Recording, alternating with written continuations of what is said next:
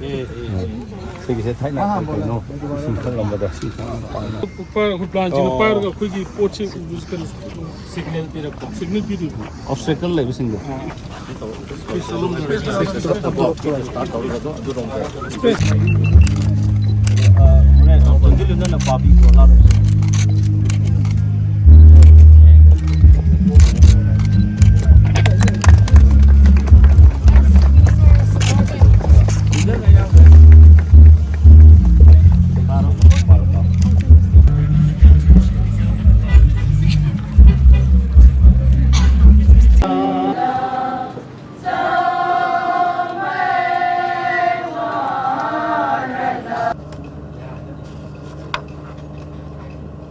Ziki matam ay matam sang suloro ke ziki matam si ekoi indigenous population maroina mayoron degi homin narpa khanga madita khaktana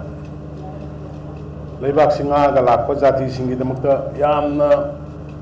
aruba dangkarni अखोगी इमा लेबाक से खान मदी ता खतना इपा इपुसिंगुना नाग लाखिबनी नोंमैदी ngरang गदे लाप British लावा मतुंगदा नोंमैगी इना लेबा नापगी लापुसिदि ब्रिटिश लावा मतुंगदा नोंमै मणिपुर दा योरखिबनी अदुई ममांगदा सही लिसिंग अनि की पुवारीदा खाना मदी तापाइब सिंगना कोई लमदम सिंगा आगा लाखिबनी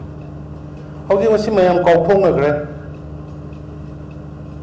अदुनने आइना मयाम की blessing दगी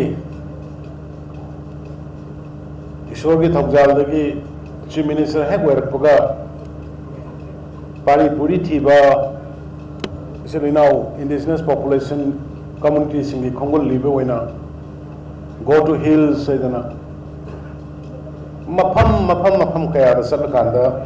ariba khubam lai mafam ai koi hominar mafam thira ga samgat pa sagat pa khangan ba horpani makhel da ariba hujik ai koi gi indigenous singi horpam lupa karor taruk changna maogi सिलेनाउ सिंह पाउमै की सिलेनाउ सिंह सेनापति दे लेबे सिलेनाउ मयाम दुगा पुल्ल कांदा एकोगी indigenous ethnic cultural centre होना हांगतोकपने मफम दे हजि नुंग लेरी एकोई तंपाक लेबे सिंग लेबे सिंग की मचिन मनाव होबे थादों नबे यादबा दुगी नुंग दो उसकी मखेल दे लेरी लुपा करोड़ तरुक सिंह साहब लोइख्रे संगाख्रे सेलिब्रेशन होख्रे मैम सिंगमी तमी अमतगी होइबा अपुनबा पुवारी थीजनद्रगदी खंगनद्रगदी खंगदे अदुना ngasi mak seliba sigi indigenous peoples form seliba se ai khoi government na kari yam thawai hapsang yauri no hai kanda yes need of the hour matam sida kai kari da kar lege se ai koi kana no se masak khangna ba mathau ka mapan dagi humjallakba ihau ithil gaya na koi gi masing yamjadra bai koi da piraiba indigenous population na piraiba sapu si kana ubu ngamde hauji su ubu ngamda so e khangaba ekhoi si minority tare khangaba demographical imbalance leire khangaba ekhoi si like China da opium war de dumaina ekhoi da drugs sing ekhoi da lan tare khangaba da khangdaba sarga sarkar bu su hullaga ngang dagi leaders bu hullaga ngang dagi tawuna masing yabadum tawri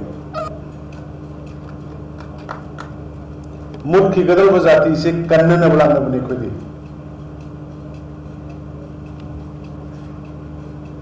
calculation kop na to biyo government की record कुमने यंबियो TV discussion दे याबीरिबा platform दे ngangbiriba सोरokta thoga sahidiba mayam ngangiba mayam se hana madu ngandringaida sarkar की statistics ता हाना संबियो population ता हाना संबियो electoral roll ता हाना संबियो geographical factor लेरिबा मयाम से demographic ओरे से ता map ता googles की map ता हाना संबियो satellite map ता हाना नहीं नबियो अदु नहीं रहा मतुंग दा गवर्नमेंट ना तौरिबा पोट बिरे ना तौरिबा पोट से लाल गदी हैंग दोबे अदु दी सुम चक चतना डॉक्यूमेंट्स येंगदे वोटर लिस्ट येंगदे geographical demographic imbalance तवे सु येंगदे मिसिंग हेंगल खुन मसिंग हेंगल इशु येंगदे करीम दे येंगद्रगे दोम अस्वाइदगे अम तमकपुदु स्वाइदा मंगांगी स्वाइदगे अम तमकपुदु स्वाइदा मंगांगी तरगा लेबनदी लाइबा कनमंगा मोय indigenous people कनमंगा मोय indigenous people कनन मुइदम का ngase अखोइन लोकल स्टेप से support ओबियो Hana येंबिगो data mayam ama phonga bani usi loina ngarang na hanga NDTV de phongai ba data mayam do yembiyo hana khun gaya le ramadi ki hujina khun gaya sure hana jungle gaya le ramadi hujina deforestation da kayam la jungle kayam ko e hana border list mi gaya le ramadi ki hujina border list mi gaya yaure kari ki akhan na ba community emakhat da missing tapta na henkal ino atai da na henkal ti marum kari no kopna nei na biyo